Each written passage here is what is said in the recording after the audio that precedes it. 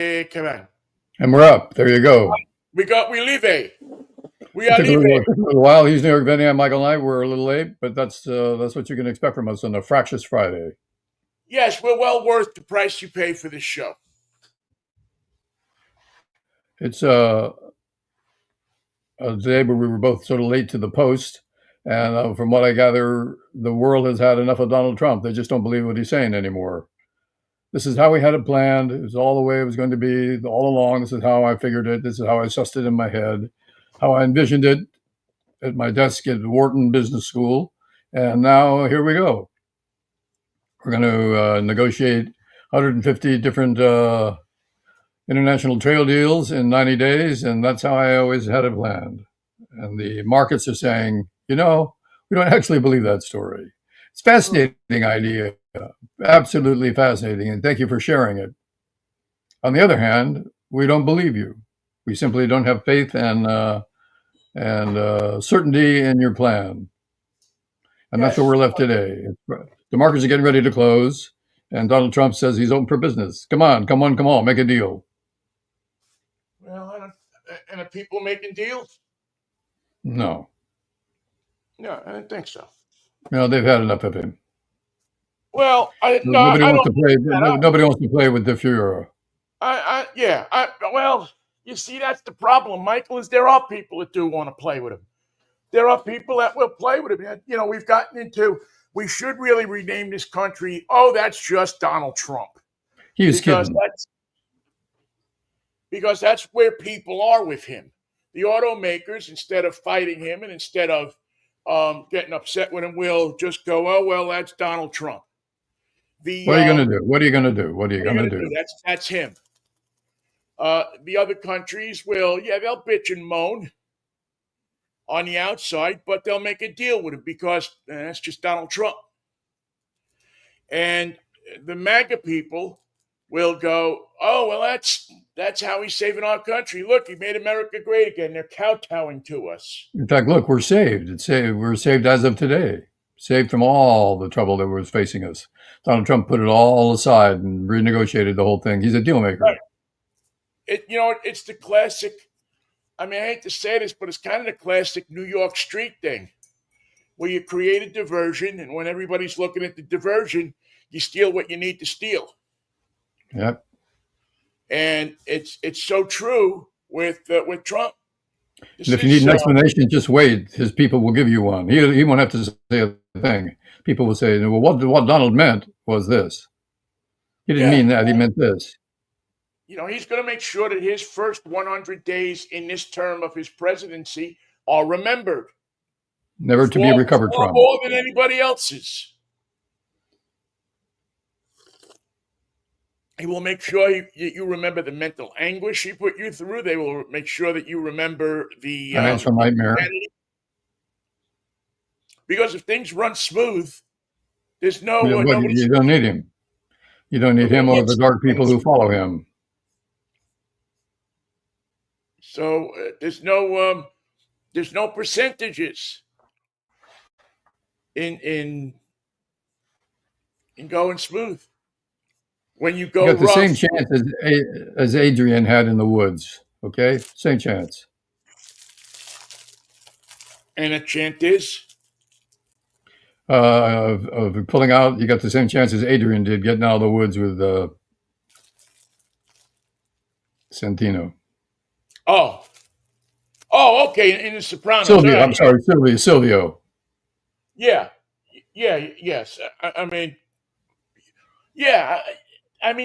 That's the thing. If you create a diversion, people are going to pay attention to that. You can kill who you want to kill. You create a diversion that tell them that her boyfriend's up in a motel room up there in Saugerties, and boom, you can create the diversion and accomplish whatever you want to accomplish. What happens in Saugerties, by the way? How did that ever get there? No idea. It's a bus stop on the way to somewhere. That's what I remember. It has a big sign on the side of the New York State Thruway that says Saugerties. Just so you don't mess it up with. You were looking for it. Here it is, Saugerties. That's what I remember about Saugerties from when I was a kid, is that we would always pass the sign that said Saugerties. It was a huge sign and it would have an arrow. And it was a promise that the Saugerties would be there if you took that turn. Well, no, there was no promise. I mean, the New York State Thruway doesn't promise anything. It puts a not sign even out not there, even a throughway. and that's about what they give you for your dollar, or whatever your toll is. That when I was a kid, it You get was away through. a quarter.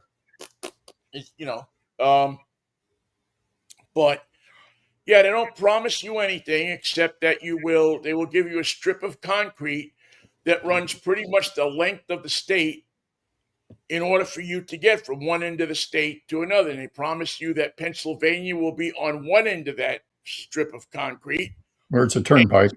Avenue in Yonkers will be on the other end of that concrete. And then let's see, in Pennsylvania they call it a turnpike, and in New York they call it a throughway, or what? Yeah, Pennsylvania's the turnpike, the original turnpike, of all the turnpikes, and then the New York State Thruway. They had a. I mean, you couldn't just build a turnpike and it would go to nowhere. You had to build it so that it would connect to something on the other end. And you have to have it so that somebody can turn it, right? Somebody has to be able to turn the turnpike. Well, the idea is though that there's no turns on the turnpike. That the pipe generally runs straight through. It's It's just the a pike. quickest way to get from the Ohio from the Pennsylvania state line. As a matter of fact, Pennsylvania thought the turnpike was such a good idea that when they drew up the state lines, they made sure that Pennsylvania had a little piece. If you look at the map of the United States of America, as I'm sure some of you had in your lifetime, you'll see that Pennsylvania owns only a small strip of the shore of Lake Erie from the end of New York State to the beginning of the state of Ohio. And And they need that wide. that little strip is Pennsylvania, with the biggest city in that strip being Erie. And that assured that you would have to pay some kind of money to go through that state, that they would catch to, you to get for used to the some of lake. for some of your money, right there by the shores of Lake Erie and going through Erie, Pennsylvania. And then you get to the Ohio, and then you hook up with the Ohio Turnpike, and that takes you clear through to Indiana. For those of If you you who want to really, go that really, far. really, really want to go to Indiana, If you're in Ohio, though, you want to go anywhere. just keep moving, please. Please get me out of Ohio. If you're in Ohio, you without a doubt want to go somewhere else. I would The think. I state's got mean, a lake. The state's got a thing. It's got a. Part of it's in the south. I don't know why. so many people that are in Ohio want to do their best to get out of Ohio. I know scads of people who were born or lived for a long time in Ohio And they and just want got to right get out out. of it. They got out and they kept going. Well, it's a very repressive state. It's a state where they raise the flag of freedom, but you're expected to conform to a certain Ohio sense standard. of lifestyle and being. And if you don't, You think they have then standards there? You think they have lifetime standards? oh yeah, no, Ohio. Listen, they have a certain way that you do things in Ohio, and if you don't like that, uh, they tend to not change the way that they do things for you. They We got the tend to Youngstown request flood. that you will change things for the way they would like you to, and if you don't, You they'll got to invite you. adapt like J.D. Vance adapted. Yeah, yeah. I mean, he thought one way, but then he got to Ohio and he started thinking a different way. Then there's And his experience at Harvard that has to be explained to me. it all depends on his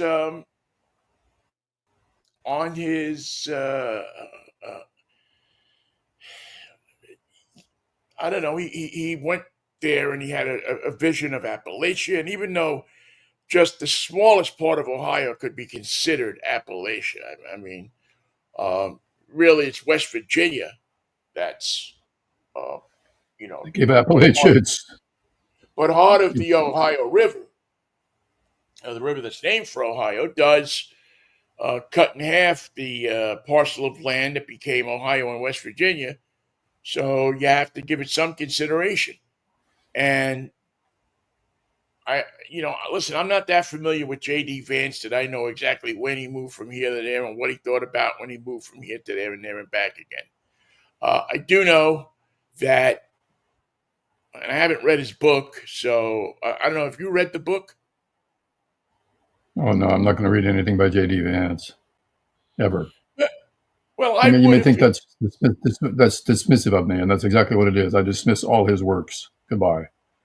And I expect an apology from the University of Harvard University,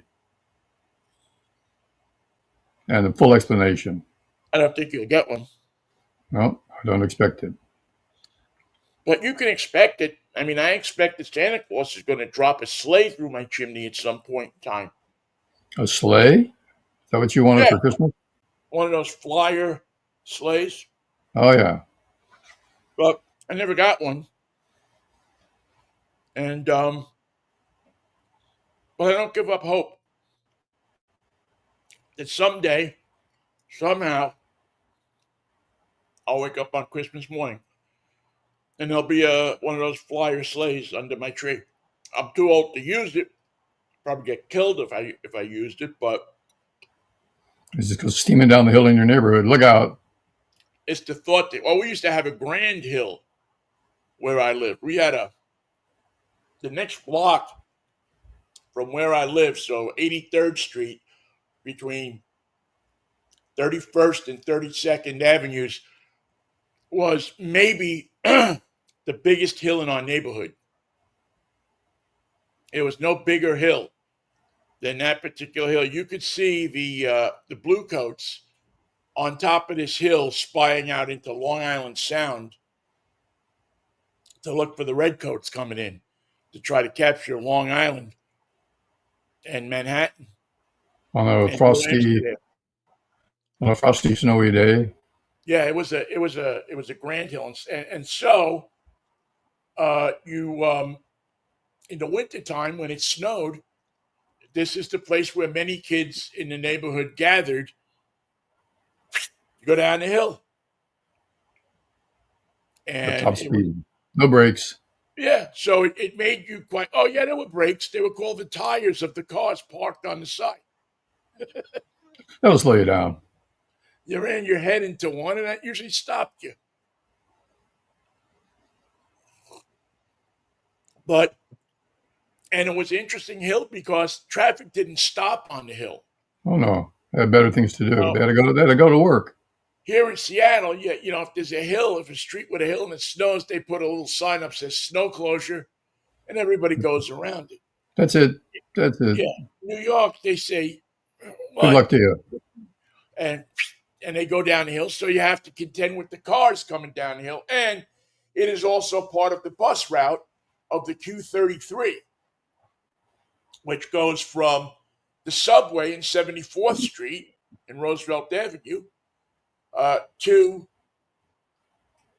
LaGuardia Airport. No. Yeah, and takes many crew members, uh, many airport workers from the 7 train down to LaGuardia Airport. And so, Wherever you could get, whether after riding on the train, you can catch a plane. take the train to the plane. And for years they have talked about, and the thing has been revived again, about making a train that actually goes right to the airport, as they have done at Kennedy. They don't do And I that? think eventually you'll be able to just take the train from Midtown Manhattan right to LaGuardia. But as of now, you can't. I'm so surprised that you can't get there directly. No, there's no train. You have to take a bus. You can either take a bus from 74th Street. I'm sure that you can take a bus from Midtown Manhattan somewhere. They used to have them. They used to have what they used to call the East Side and the West Side Airlines terminal.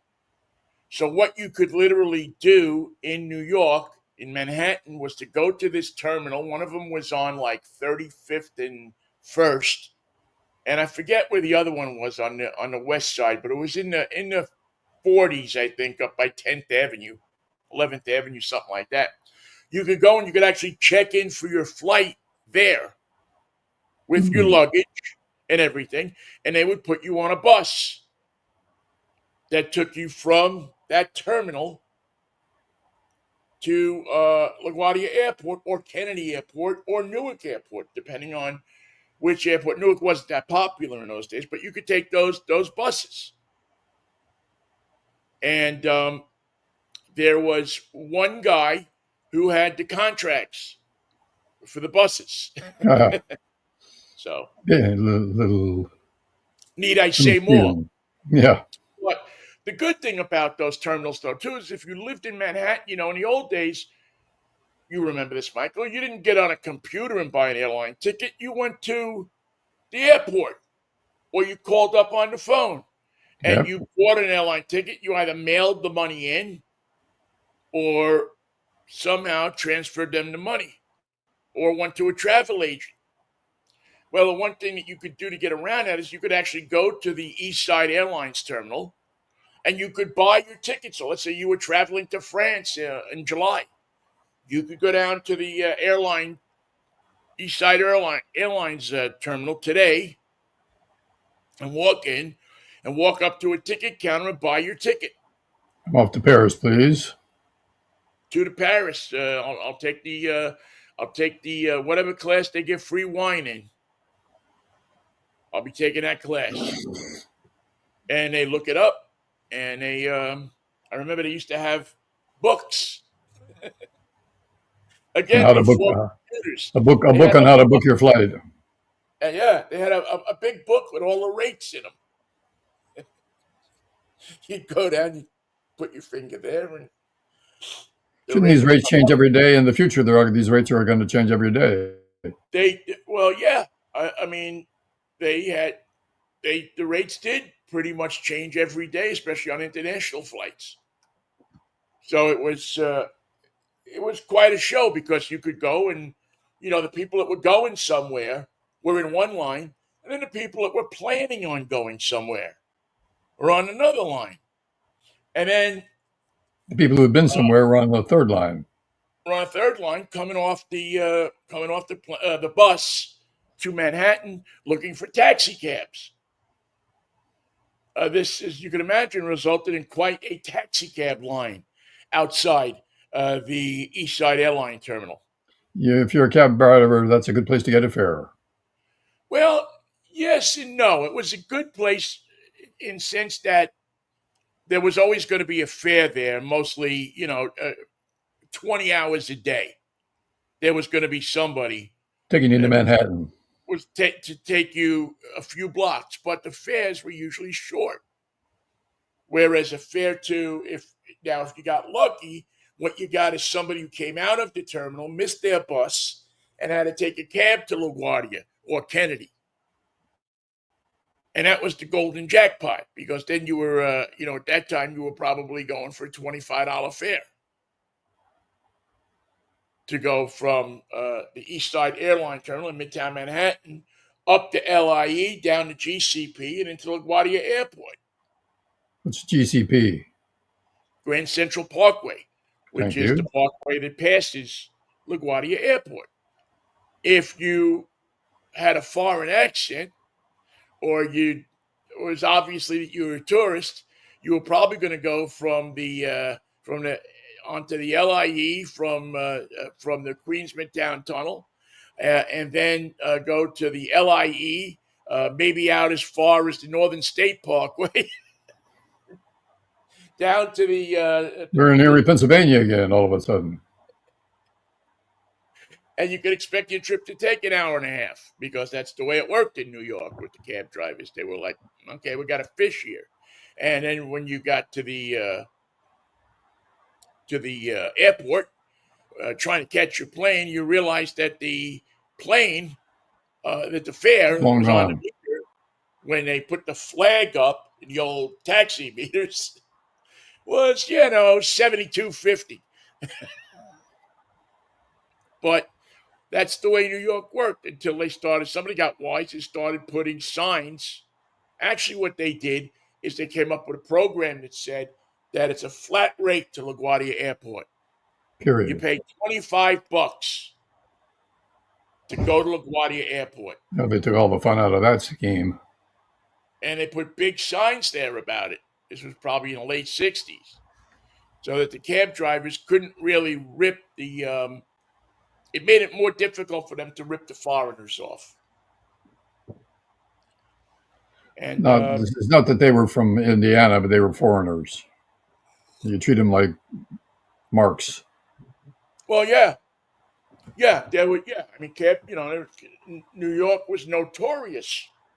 You know, it's always made me laugh in a way because everybody always in New York, what's the number one complaint about cab drivers? Well, they don't The know where cheat they're sheet. going and they don't speak English, Ah, right? who started that? That was the story. Don't get a cab in New York. And um, but in the old days, when most of the cab drivers were, Benny from Brooklyn Right. and Charlie from the Bronx and Joey from Queens, well, they knew the turf. So they would take people on rides. You knew And how if to you get to didn't know where you LaGuardia, but we're were just not going, going directly. you almost always got ripped off. It was a fact of life that you were going to get in a cab. And if you didn't tell the guy, make a right here, make a left here, go down this street, go down that street, that the guy was going to rip you off.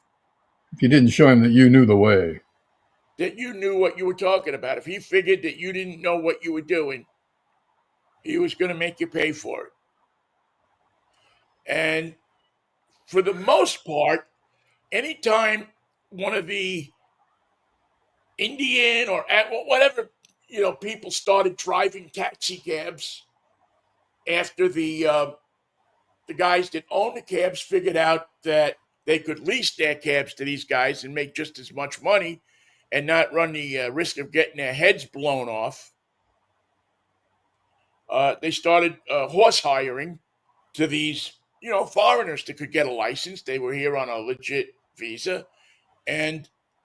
But these guys, even though they didn't speak English for the most part, they knew the way. they were fairly honest because they were happy to have a job. They were happy to be making more money in a day than they ever seen in their country in a year. They were happy to be part of this dream of America that said that if you come here and you work hard and you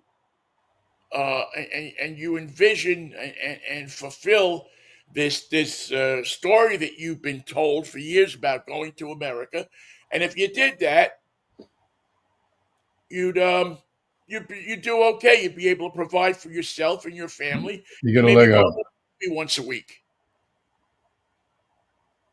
And so you had much less of a chance of getting ripped off by a foreign cab driver or a cab driver that was not a native, was not an American, a native to New York American, than you did by somebody who came here from another country because they studied the streets for the most part.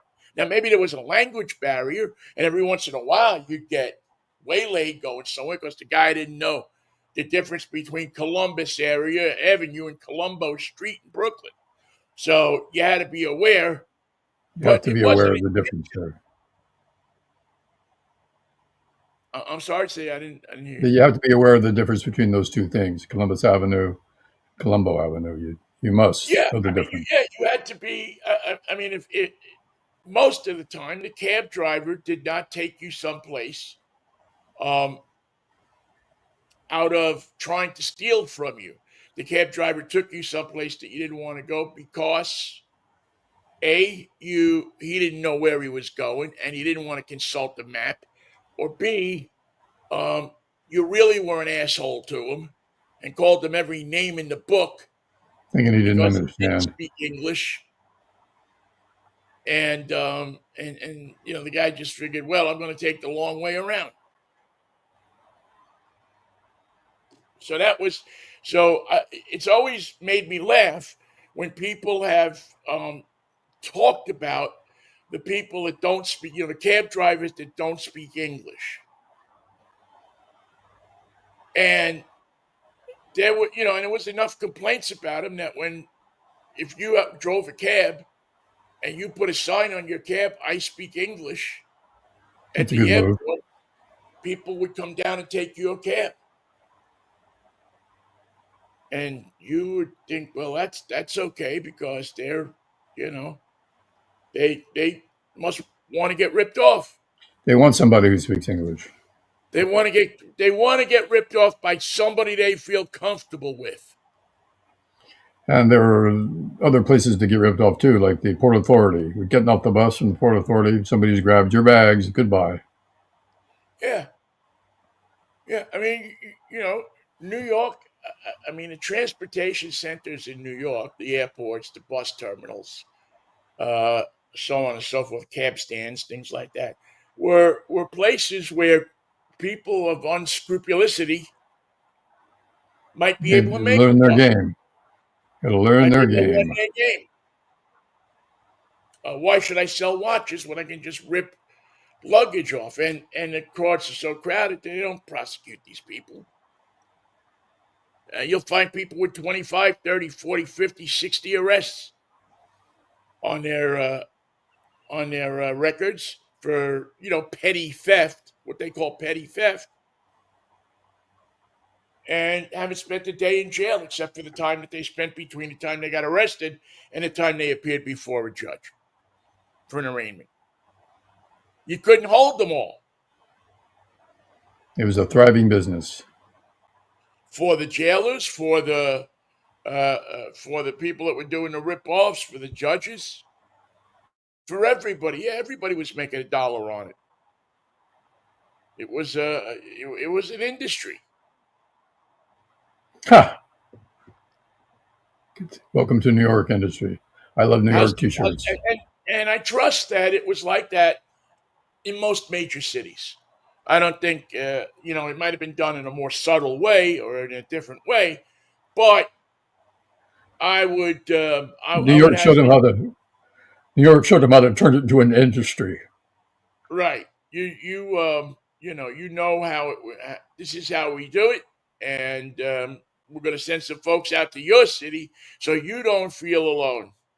You won't feel left out for long. We got the scam working right now in Cincinnati, of all places. You wouldn't think that was enough of a city. Just barely enough of a city. We're running the scam. Well, the numbers. It doesn't work in a small town because obviously all the people. But this is what gave way, I think, in a lot of ways, to car services in New York, is because people Secure. were felt like they were getting ripped off so much that they went to a car service because they figured they would get an English speaking cab driver. And the car services figured out ways to rip them off. I mean, that's the sad thing about New York is that, and again, I don't think it's just New York. I think it's a lot of major cities. Maybe the method is different, but I think you stand probably just as much of a chance of getting ripped off in a cab in L.A. than you do in New York by the cab, That's why. by the That's cab why. driver, the cab That's company. why you try Uber. That's why Uber is taking some of that doubt out. Well, that's exactly it. Uber has taken the ability to change the route, to profit from going a longer route, for not being able to get a cab. It's taken all of that out of the equation. Now, it's also introduced unlicensed cab drivers, because the one thing that cab drivers do have to do is undergo a background check, and get and your Uber goes through a background check as well. But you know, but the protections that are there are much less or much more with Uber than They they are promise that with if they're yellow really going to cab. come, they're really going to take you, and it's going to be safe. Well, you can Well, see the guy where he is. When you yeah, call, I took an Uber yesterday. I had to return a rental truck, and I took an Uber, I don't know, 12 blocks from where the rental lot is. And from the minute I punched into my phone that I wanted Uber, there was the little car. there was the little car showing me exactly where he was, exactly his first name, what he looked like, what kind of car he was driving, how long it would take for him to get there. Gave me an ability to call a guy and say, hey, it's raining out. I'm standing under the canopy at the U-Haul place. So if you see me, if you go there and you don't see somebody standing out outside, wait a minute. If you don't see me, that's not me. If you see me, that's me. Yeah, I'll be right out. So all of this stuff, it gave you some control over the taxi experience. Well, I'm glad we're talking about New York, Vinny, because some gentlemen of the sports world near and dear to me are going to New York to play the Yankees this weekend, tonight, Saturday, and Sunday.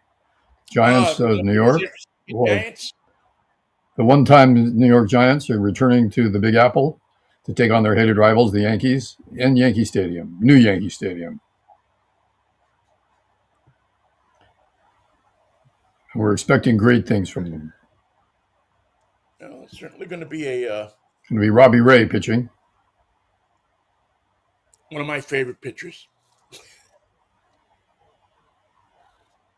He's a good boy. He's having a fine year. He should. And what do you expect out of this? I want, I want to sweep him. We need it. We deserve it. Sweep him.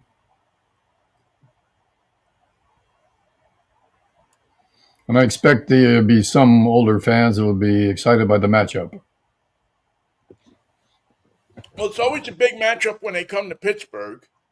I know that there's always a huge Hubbub of reaction. reaction because of the Mazeroski home run. Um, and I think that there are still enough people around to get excited about. I mean, I remember in the days now you didn't have interleague play, so the Yankees didn't face the Giants or the Dodgers except in interleague, except in the World Series, I should say. Right. But when the Yankees, I mean, the Yankees are baseball's traveling roadshow. You know, people who have no interest in baseball go out and see the Yankees. Will go to a Yankees game because it's just something that's ingrained into America. You can, I mean, the Dodgers, as good as they are when they are good, don't have They're the still the same bums. draw. No, they're the bums. Yeah, they don't have the same draw that the Yankees do. The people that hate the Dodgers don't show up to watch the Dodgers. People that, No. yeah, people that hate the Dodgers don't show up. People that hate the Braves don't show up to um, to to the games. But when the Yankees come to town, you even get people that hate. You get a large contingent, no matter what city you're in, of people who hate the Yankees or hate everything that they represent or hate something about them. So when they come to California to play the A's, there could be as many as 12,000 people show up at the stadium to see that game. Well, you know what? The Mets will be in California this weekend to take on the A's at Sutter Health Stadium. Is that what they're calling it? I don't know. And They got two teams playing there. It's a busy place. yeah, and so they're going to show up this weekend, and I have been. I don't think I'm going to do it because if I was going to do it, I probably would have left yesterday, and I just can't do it. Actually wanted to go down and watch it, see at least one of the games because I think it'd be a unique opportunity to see the Yankees and the A's. Um, play a game in a 14,000 seat stadium. But Yeah. interesting. If you go see Bruce Springsteen in a 4,000 seat arena, it's something special. It's an intimate night Right. with the singer, Boss. Yeah. with the boss. People pay any kind of money to go, and they swoon and they feel special. They feel like it's a one-on-one connection. It's He looked right at me. yeah, it's almost like when you went to Broadway to see him, and it was was it an 800, 900 seat theater, and you're sitting there and you could spit and hit him, and I think some people probably did. Of Uh, course. Remember the New Jersey factor? Somebody did for sure. it's New York, yes. But I have seen major league games in minor league stadiums, and it doesn't carry that same intimacy um, toward the ballpark. The experience. The experience doesn't carry the same intimacy. It's a little Baptist church instead of a great cathedral. Well, you just and maybe part of it has to do with the playing field being of the same dimensions. Yeah. It's not I mean, smaller no matter than. how big the stadium is or the ballpark, it's still going to be 410 to center field and 390 in the power alleys and you know 280 down the line. I mean, you're still Oh, gonna 280, that's a gift. yeah, but you're still 300. Whatever. I mean, some of those parks are small. The one in Portland, which is built on a city block, has a real short porch in right field. I don't. It might be even smaller than 280. So And remember, yeah, Candlestick was 336. yeah, you get to. What was Shea was 338, I believe, Mhm. down the right and left field lines. And then how high is the fence? How high was the fence? Boy, good question. I mean, I know. The I only don't the know. answer that I know is Pittsburgh is 21 feet in the right field. Well, it's 21 feet where the Roberto Clemente wall is. It's not 21 feet all the way across. It varies in height, but where that wall is 21 feet. So, and that wall is where the scoreboards, out of town scoreboards are. Um, and I know it's the dimensions of the line. I forget what the line is, but that's obviously not 21 feet either. So the 21-foot thing is nice, but it only applies to that section of the wall, That to one little right field section. where Roberto Clemente played. Correct. Uh, but again, another jam that the Pirates got themselves into, and It's seems to another have. fine mess you've gotten me into. Yeah, well, I had two that week. I mean, they again, first they had uh, the whatever it was. I don't even know what kind of beverage it was. I certainly wouldn't want to be that beverage. They got more bad publicity out of it than They bought themselves a place in infamy.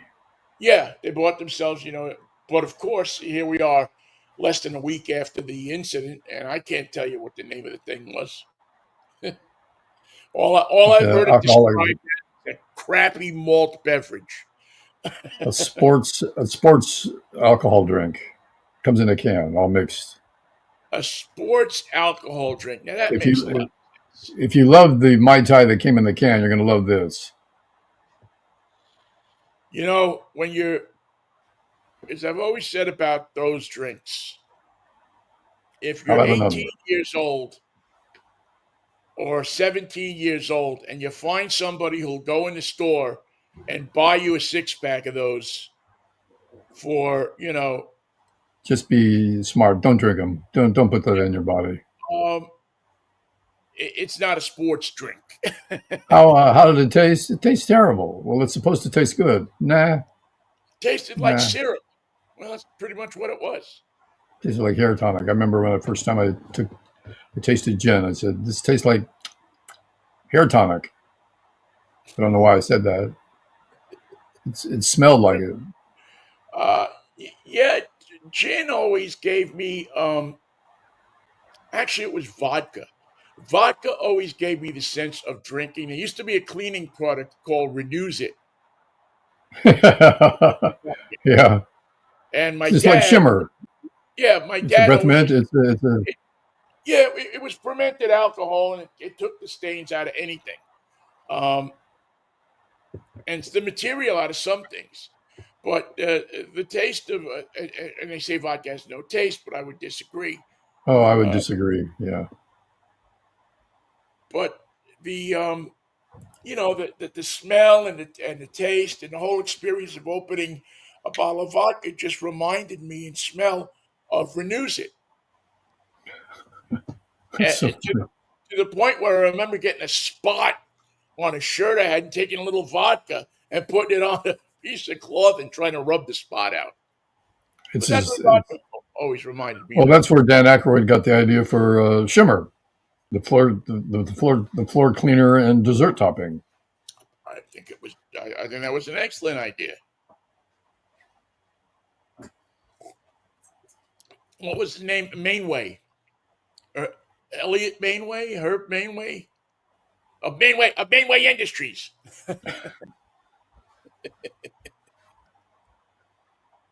You ever Mainway go back and Industries. watch those old Saturday Night Lives? Well, when they're showing them on TV, I do. Yeah. Yeah, they have a whole Saturday Night Live. If you stream anything, I think it's on most of the free streaming services. But they Probably have a on Saturday Peacock Night if it's Live. not a Saturday Night Live. I'm sorry, say Probably on again. Peacock. The NBC Oh yeah, stuff they're like definitely Saturday on Night Live will Peacock. be on Peacock. Yeah. Yeah, they're definitely. Yeah, I think all of the Saturday Night Lives are on Peacock from day one. 50 years worth. I've just been But so disappointed in their recent shows. I watch yeah, Weekend Update, I watch the monologue. Maybe I'll watch the music, but for the most part, I find them just so yeah, I haven't been stylistically. impressed. This cast is still trying to find their legs. Yeah, I think it's the I think content more than the actor. yeah, I yeah, think they they're have I think some they're talent. I think they're They have capable. The material's just not there. yeah, and that's why you probably see more drop-in performances from people than you've ever seen before. I mean, there was always that cool factor of Saturday Night Live where people would, show up if they were in town Right? They're do a piece. just to go in and be part of it and hang out and go to the after party. But the reality is it wasn't often, a couple of times a year. Now you could almost expect a cameo in every show. Funny thing is, Um, about also in that regard, if you're fast forwarding through the commercials to get to the next piece, you have to be careful that you don't fast forward through a phony commercial because they have lots of those, and you have to watch who's in this commercial. Is anybody from Saturday Night Live in this commercial? If so, we got to go back and watch the from the top. right. Yeah. And maybe that's a way for them to keep people looking at the commercials. Actually, if it is, it's kind of a bright idea. Haven't thought of that. Possible. Which one is the phony? you know, Yep. um, and that's done so much today, not just at Saturday Night Live, but even with to try to mix the advertising. I mean, how many of these sports shows now we see the a product that is introduced as a segment of the show. Like Which Wambling and Gambling on ESPN. yeah, that's out of hand. That whole thing, and it's making. I read or saw a quote yesterday in a reputable media outlet that said that the revenue from gambling to sports leagues is equivalent to them having two more teams in the league. And that's why there are certain sports leagues that are in no rush to expand because they would have to give up that piece of the pot to a prospective owner. Just for stupid coverage that they don't want to hear from whatever the new team is. We got teams in Oklahoma City. That's ridiculous. We got teams in New Orleans that shouldn't be in the league. Teams in Yeah. the Carolinas that shouldn't be in the league. Well, but they're not looking at it. It used to be, will this city support a team? Will a season ticket sales be there? Will the advertising revenue be there? Will the different now it's just how much money can we get out of the city? Spirit out of the city each night under cover of darkness. Well, both every night that we play and every every time we have an expansion meeting and award a franchise to a certain city, how much money can we put in doing that? So, What's in it for me?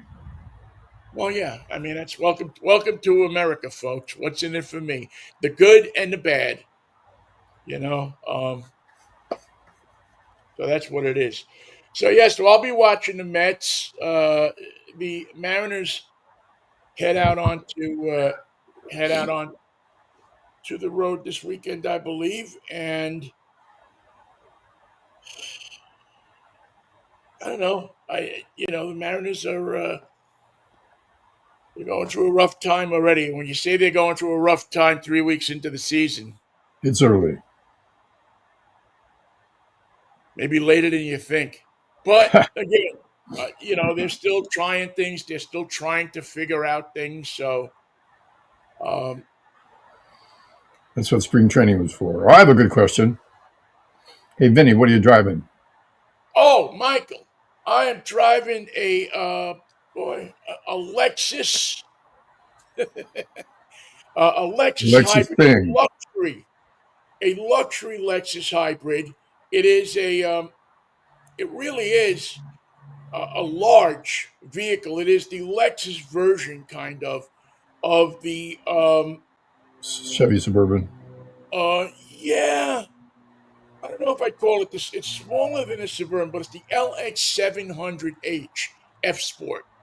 And what it does is and I've only spent it. I got it late yesterday. I drove it to the supermarket and back last night, and drove it to my storage place and back last night.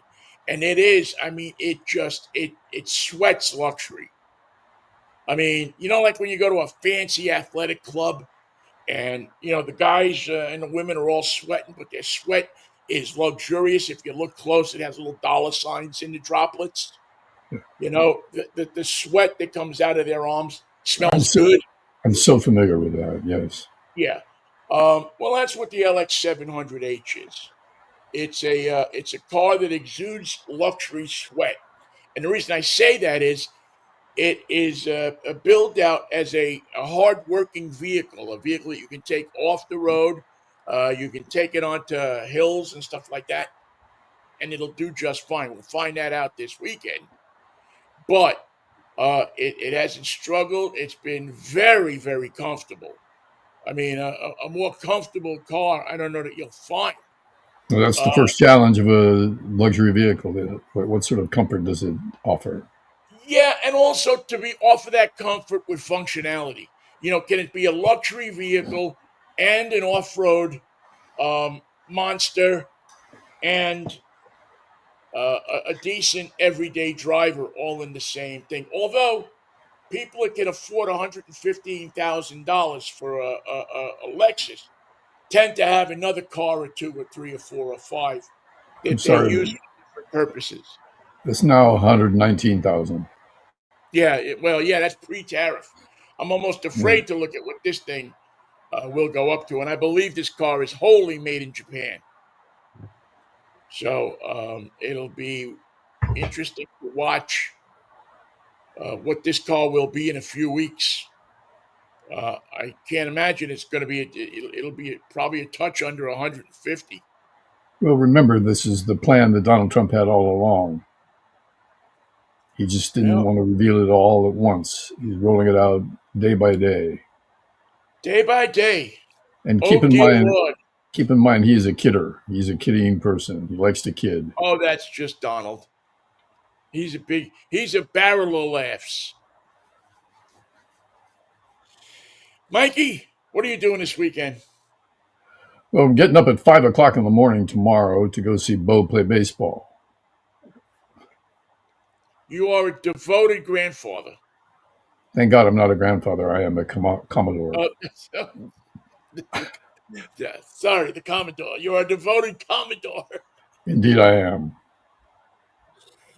Uh, Yeah, when you're 5 years old, soon to be six, playing baseball at 8 o'clock in the morning seems like the most natural thing in the world. What else What else uh, would you be doing? I remember when I was almost that young.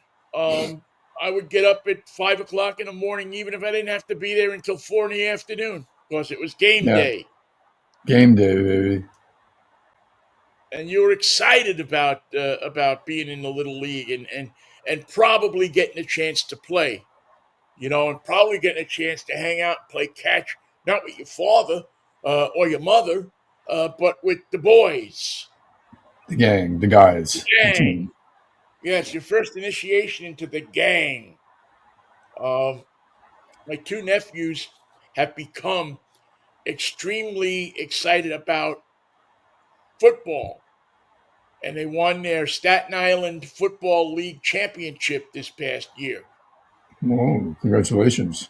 And they are both of them are extremely excited and sent me pictures and everything. And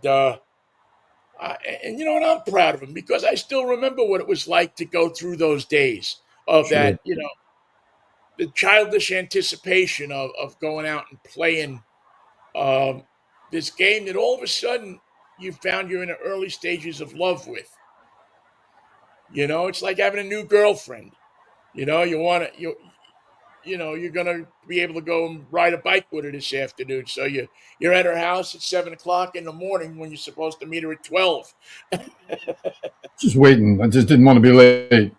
I didn't want to be late, so I'll just wait out here on the corner, Mr. Weinstein. And another new addition to the family is a puppy whose name is Valley Girl, Valentine Valley Girl. She Oh, is okay. a half black lab, half German shepherd, and she is absolutely beautiful, adorable, out of her mind, has more energy than God ever intended to put in one animal, and just about housebroken, not quite. Well, that must be exciting for the family. Oh, that's exciting for the family cat, especially. Yeah, well, the cats always figure out a way to handle it, don't they? Well, yeah, they take charge of the training. Yeah, they do. You listen to me. Yeah, you listen to me and we'll get along just fine. You listen to them, I There's can't going to be guarantee anything. every day there'll be trouble, and you'll wonder why. Why is there trouble? Why is there always such a source over this thing? It's because you're not listening to the cat. Follow my lead on this one. You'll thank me in the long run. Michael, it's such a beautiful thing. Such a beautiful thing. Well, I we talked about something, and I know we're getting ready to wrap this up here, but we did talk about something yesterday on Wednesday, and I did dig this out because I wanted to play it for you. This is the opening theme for the 1965 television show, The Pruitts of Southampton, starring Phyllis Diller. See if you. I think you should be able to. Let me see if I can. Let's see. Extra video file. Share screen. Let's share the screen. Uh, okay. Share the screen with the Vic Mizzy. And can you see that? Nay. All right. Let's see.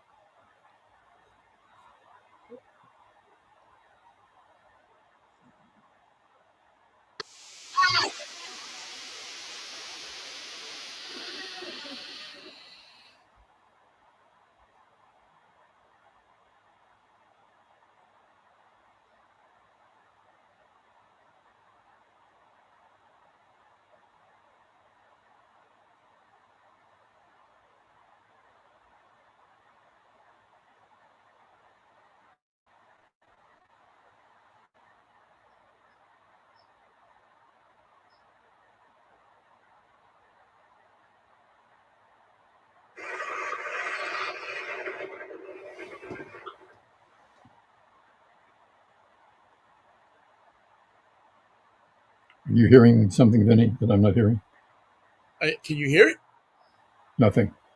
Nothing. Oh, that's weird. All right, I still haven't mastered the sense of sharing things. But anyway, it was the opening theme to the Pruitts of Southampton, and it's "How'd you do? How'd you do? How'd you do, my dear?" Where they become broke after living in a mansion and dealing. And I don't know why the song has hit me.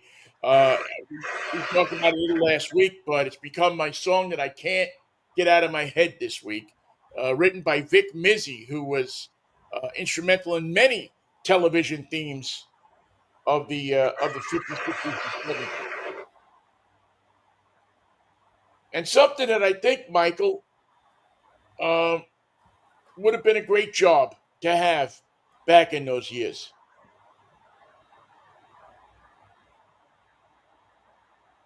A television theme show writer. Yeah, because it was an art form, writing a It was, story about. yeah. You wrote these little 1 minute descriptions of the songs that were put of the shows that were put to music or a character in the show. And sometimes they were these really beautiful ballads, like Yep, "Suicide is Painless" from MASH. MASH. Um, the Beverly Hillbillies would tell the whole story. Yeah, the Beverly Hillbillies would tell the whole story, which I think also was written by Vic Mizzy. And e- even some of the songs in the shows that didn't make it were these great little, 1 minute tributes to a lifestyle or a family or something. Have I you mean, ever heard this theme to the New York and now Los Angeles show called Suits? no, I haven't. It's called Greenback Boogie by I'm a Robot, and it's a really catchy song. I'll have to listen to it. The Greenback Boogie, huh? Many people have told me I should check that show out, and I never have, but I really should. So I think that I know that they've done one of my favorite things to it, which is move it from one network to another, and it has a story here in L.A. or New York or something, and now they've moved it to L.A. And so Correct. it looks It's, like it bears um, watching as soon as I or probably concurrently with watching um, uh, what's the other show that I'm watching at the moment? Uh, Death Rattle of Atlanta. no, Hacks. Oh, Hacks, which is a great show. So, that I haven't seen yet. I thought you liked Hacks. I thought you were watching it. Never seen it. Oh, you should watch it. I think you'd really get a kick out of it. I'm finishing up 1923 right now, and the new Harry Hieronymus Bosch is on from L.A. Yeah, Uh, that's a show I've been meaning to check out. You've told me about that a year ago, and I haven't checked it out yet. But I really want to watch you it like because it? like, It's a good procedural, great characters, L.A. cop style. yeah, it looks like a good show that I would enjoy. But check out Hacks. I think you really, really would enjoy Hacks. Where's it stream? It is on Amazon, I believe. I'm that. Amazon Prime. Yeah, it's the I can't remember the name of the woman. You'll know Jean Smart. It's Jean Smart and a fairly unknown woman who plays her foil. But somebody told me, and didn't have a chance to check this out. Somebody did tell me that this woman who's playing her writer, a comedy writer assistant that she hires, is Lorraine Newman's daughter. Oh, I see. So, be worth it to check out. It's and their whole deal. It's about this young woman who is firmly planted um, in the two, 2020s. I mean, she's probably about 28, 29 years old, and has been successful as a comedy writer. And then G Smart plays this woman who has been the top residency comedian in Los Angeles for 30 or 40 years. She's a Joan Rivers type character. Right. That's just what I was going to say.